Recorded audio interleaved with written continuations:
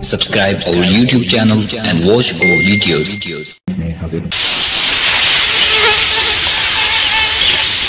أعوذ بالله من الشيطان الرجيم. بسم الله الرحمن الرحيم. وإذ استسقى موسى لقومه فقل اضرب بعصاك الحجر فانفجرت منه 12 عينا قد علم كل أناس مشربهم كلوا واشربوا من رزق الله ولا تعصوا في الأرض مفسدين. صدق الله العظيم. وإذ استسقى، اور جب پانی طلب کیا موسیٰ علیہ السلام نے لقومہ،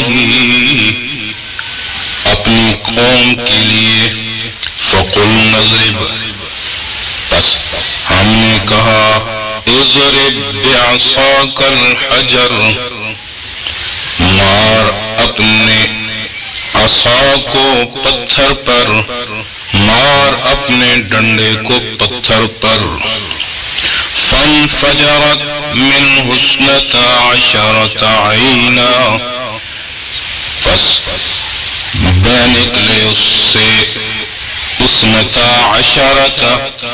12 چشمے،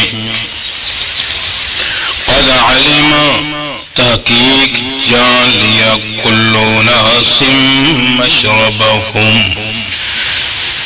جان لیا، پہچان لیا، کل ناس، ہر ایک قبیلے نے، مشربہم، اپنی پینے کی جگہ، اپنا گھاٹ، کلو واشربو، ہم نے کہا کھاؤ، واشربو، اور پیو، من رزق اللہ، اللہ کے رزق میں سے، ولا تعصوا فی الارض مفسدین، اور نہ کوشش کرو زمین کے اندر فساد کرنے کی کرو۔ جب حضرت موسیٰ علیہ السلام نے پانی کی دعا مانگی اپنی قوم کے لیے، اس پر ہم نے موسیٰ علیہ السلام کو حکم دیا کہ اپنے اس عصا کو فلاں پتھر پر مارو، یعنی خاص پتھر ہے الحجر، الف لام ہے، یعنی پانی نکل آئے گا تو حضرت موسیٰ علیہ السلام نے بس عصا پتھر پر مارنے کی دیر تھی، فوراً اس سے 12 چشمے جاری ہو گئے،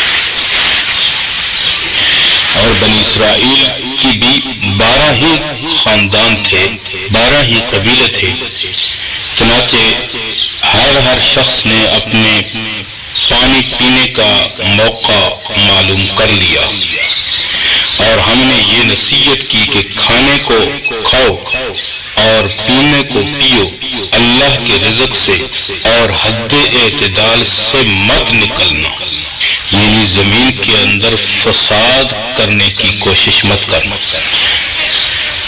تو یہ قصہ بھی وادی تیہ میں ہوا، وہاں پیاس لگی تو پانی مانگا، حضرت موسیٰ علیہ السلام نے دعا کی تو ایک خاص پتھر کو صرف عصا مارنے سے، قدرت خداوندی سے 12 چشمے جاری ہو گئے۔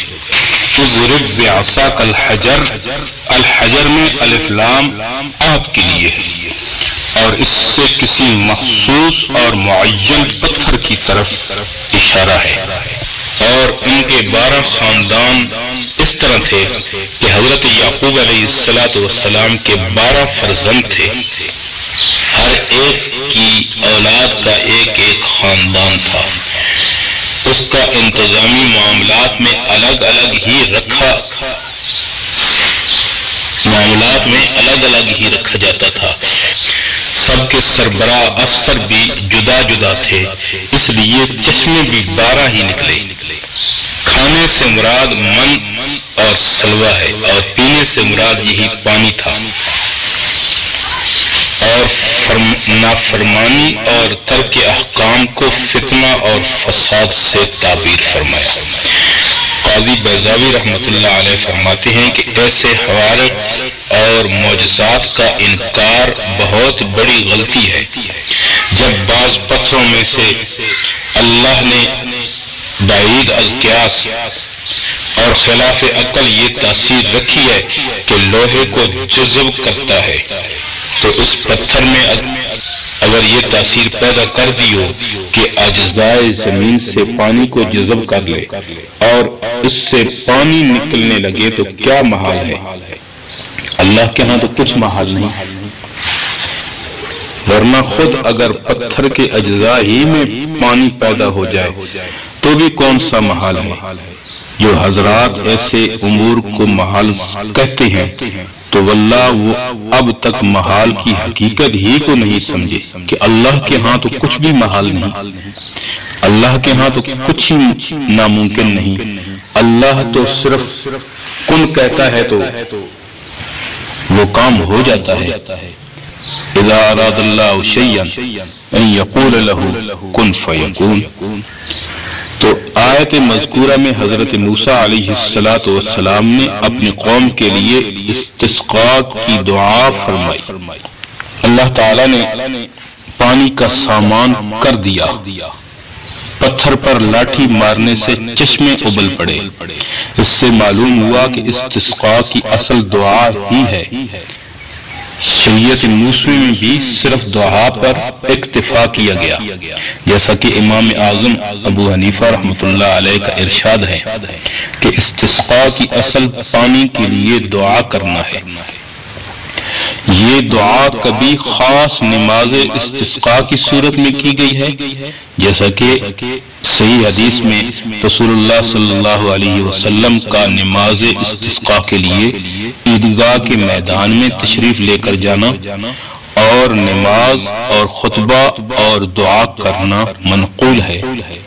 اور کبھی ایسا بھی ہوا کہ بغیر کسی خاص نماز کے صرف دعا پر اکتفا کیا گیا، جیسے کہ صحیحین میں حضرت انس کی روایت سے منقول ہے کہ خطبہ جمعہ میں آپ صلی اللہ علیہ وسلم نے دعا فرمائی تو اللہ رب العزت نے بارش نازل فرما دی، اور یہ بات سب کے نزدیک مسلم ہے کہ استسقاء خواہ بصورت نماز کیا جائے یا صرف دعا کی صورت میں، اس کے مؤثر ہونے کے لیے گناہوں سے توبہ، اپنے فقر و مسکنت اور عبودیت کا اظہار ضروری ہے۔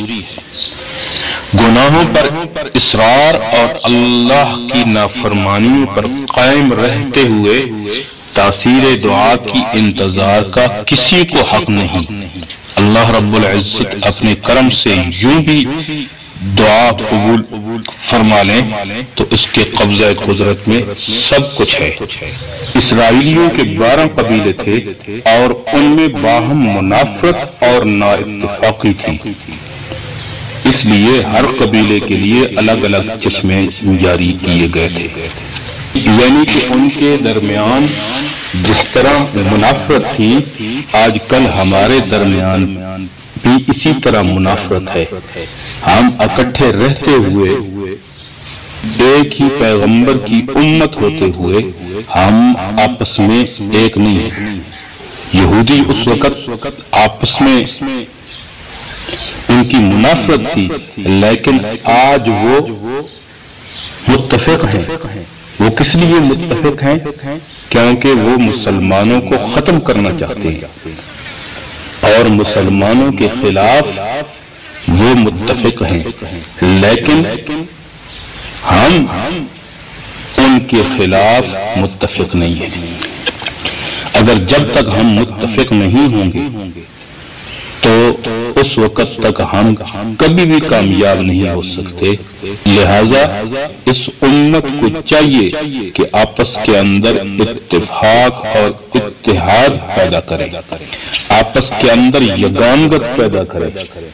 جب تک یگانگت اور اتحاد نہیں ہوگا تو امت مسلمہ یوں ہی پستی رہے گی، یوں ہی کچلی جاتی رہے گی، اور وہ ایک ایک کر کے سب کو ختم کرنے پر تلے ہوئے ہیں، یا آج فلاں کی باری ہے تو کل ہماری باری آئے گی۔ یہ کبھی نہیں سوچنا کہ ہماری باری نہیں آئے گی۔